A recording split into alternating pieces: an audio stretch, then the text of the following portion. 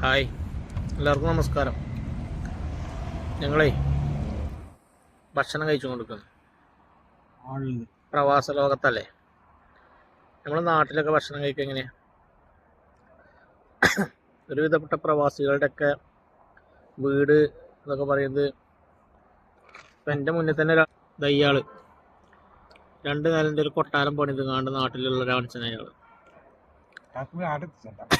കൊട്ടാരം എന്നൊക്കെ പറയാൻ നമുക്ക് വേണമെങ്കിൽ ഏതായാലും എല്ലാ സുഖ സൗകര്യങ്ങളുള്ള വീട് പണിത് കുട്ടികൾക്ക് ഒക്കെ കൊടുത്തിട്ട് ഞങ്ങൾ ഭക്ഷണം കഴിക്കുന്ന സ്ഥലം കാട്ടിത്തരാം. റെഡ് സി മോളിൽ, ജിദ്ദയിലുള്ള റെഡ് സി മോളിൽ കാർ പാർക്കിങ്ങിൽ റോട്ടുമ്മ ഇരുന്നുകാണ്ട് ഭക്ഷണം കഴിക്കണം.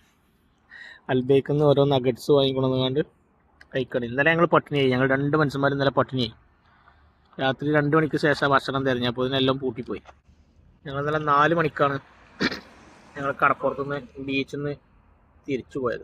അപ്പോൾ ഇതിന് ഭക്ഷണത്തിൻ്റെ എല്ലാ മേഖലകളും അടച്ച് അവസാനം ആ കടപ്പുറത്തുനിന്ന് കിട്ടിയ 2 ഫ്രഞ്ച് ഫ്രൈസ് പത്താത്തസ് മാത്രം തിന്നുകാണ്ട് ഇന്നലെ കടന്നുറങ്ങി. 5 മണിക്ക് റൂമിലെത്തി രാവിലെ. അപ്പോൾ ഞാൻ പറഞ്ഞുകൊണ്ടെന്താണെന്ന് വെച്ചാൽ ഗൾഫ് പറഞ്ഞാണ്ട് ഇങ്ങോട്ട് മണ്ടണ്ട.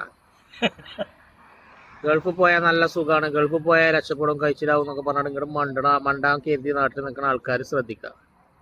ഇതൊക്കെയാണ് ഗൾഫ്. ഇന്നലെ രാത്രി 8 മണിക്ക് ബീച്ചിനെ കൊണ്ടുപോയി കെട്ടിയിട്ടിട്ട് പുലർച്ചെ 4:30 മണിക്കാണ് അവിടുന്ന് വണ്ടിയാണ് സ്റ്റാർട്ടാക്കി തിരിച്ചു പോകാൻ. അല്ല, തിരിച്ചു പോകാതൊക്കെ ഇല്ല. വന്ന ആൾക്കാരൊന്നും ഇത് നിർത്തി പോകണമെന്നില്ല, അത് വേറെ കാര്യം. അതെന്താ വെച്ചാൽ ഓരോരോ കെട്ടുകുടുക്കിൽ വന്ന് കുടുങ്ങിക്കാണ്ട് ഓരോരോ വണ്ടിയും മേലെ ഉണ്ടാവുമല്ലോ പഞ്ചക്കമാരി. പക്ഷെ ഇപ്പൊ എത്ര ഇടങ്ങാറായിട്ടും കാലം തിരിച്ചു പോകാൻ പറ്റല്ലോ. അതെ, ഈച്ച വളഞ്ഞു പൊട്ടി മാനിങ്ങോട്ട് ഒട്ടിങ്ങാണ്ട് അവസാനം കുടുങ്ങുന്നതാണ്. ഇതിൽ വന്ന് ചാടി കഴിഞ്ഞാൽ പിന്നെ ഇതിന് രക്ഷപ്പെടാല്ല. പിന്നെ ഈ റോട്ടും പക്കത്ത് കുത്തുന്ന തിന്നുകാണ്ടാണ് ചേലാകാണ് മനസ്സിലാവും. പിന്നീട് ചേലായിക്കാണ്ട് പിന്നെ അതേറ്റാണ് പോവുക ചെയ്യുക. അപ്പോൾ നമ്മൾ പ്രവാസികളാണ്, അല്ല ഗൾഫുകാരാണ്. എന്താ ഓൻ്റെ ലേറ്റ്.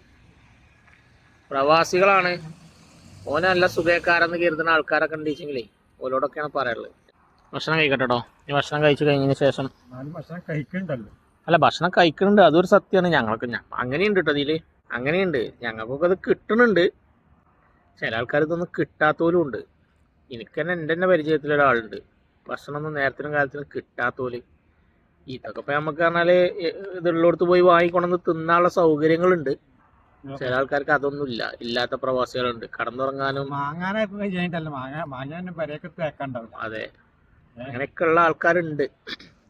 നമ്മൾ പറഞ്ഞുകൊണ്ടിരുന്നത് എന്താ വെച്ചാൽ ഇതൊക്കെ അനുഭവിക്കേണ്ടി വരും ഇവിടെ വന്നാൽ. പിന്നെ അവിടുന്ന് ഗൾഫ്, ഇവിടുന്ന് സൗദി അറേബ്യയിൽ നിന്ന് അതല്ലെങ്കിൽ പ്രവാസ ലോകത്തുനിന്ന് നാട്ടിലേക്ക് ലീവിന് വരുന്ന ആൾക്കാർ നാട്ടിൽ നടക്കണത് കണ്ടുങ്ങാണ്ട് ഇങ്ങനെയൊക്കെ നടക്കാല്ലേ പ്രവാസി ആയാലെന്ന് കരുതിങ്ങാണ്ട് അവിടുന്ന് ഇങ്ങോട്ട് മണ്ടുന്ന ആൾക്കാരോടാണ് പറയുന്നത്.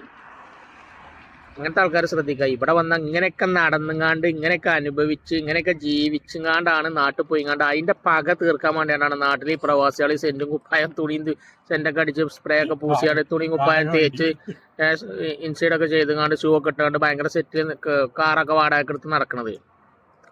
ഇവിടെ നരകിച്ചാണ്. ഇവിടെ ഏതായാലും പട്ടിൻ്റെ വിലയും കൂടി ഇല്ല. അപ്പോൾ അതിൻ്റെയൊക്കെ പക തീർക്കാൻ വേണ്ടിയാണ് ഐറ്റങ്ങൾ കാട്ടുന്നത്. അപ്പോൾ നിങ്ങൾ നാട്ടിലേക്ക് വരുന്ന പ്രവാസികളെ കുതിരയാക്കരുത്. ഓല അങ്ങനെ നടന്നോട്ടെ. ഓൽക്ക് എവിടെയെങ്കിലുമൊക്കെ ഒരിടത്ത് നടക്കണ്ടേ ഇങ്ങനെ, അതുകൊണ്ട് നടക്കണതാണ്. അപ്പോൾ ഞാൻ പറഞ്ഞതെന്ന് വെച്ചാലേ നമ്മൾ ഭക്ഷണം കഴിക്കണം. എന്താ ആൾക്കാർ ഞങ്ങൾ റോട്ടുമ്പോൾ കുത്തുന്നുണ്ട്. പാർക്കിംഗ് ആണ്ടത് റെഡ് സി മോളിലുള്ള ധനൂപിൻ്റെ മുന്നത്തെ പാർക്കിങ്ങിൽ കുത്തുന്നതാണ്ട് ഭക്ഷണം കഴിക്കണം. ഓക്കെ, അപ്പം എന്നാൽ ഞാൻ ഭക്ഷണം കഴിക്കട്ടെ. ഓക്കെ, എന്നാൽ ബൈ. Thank you.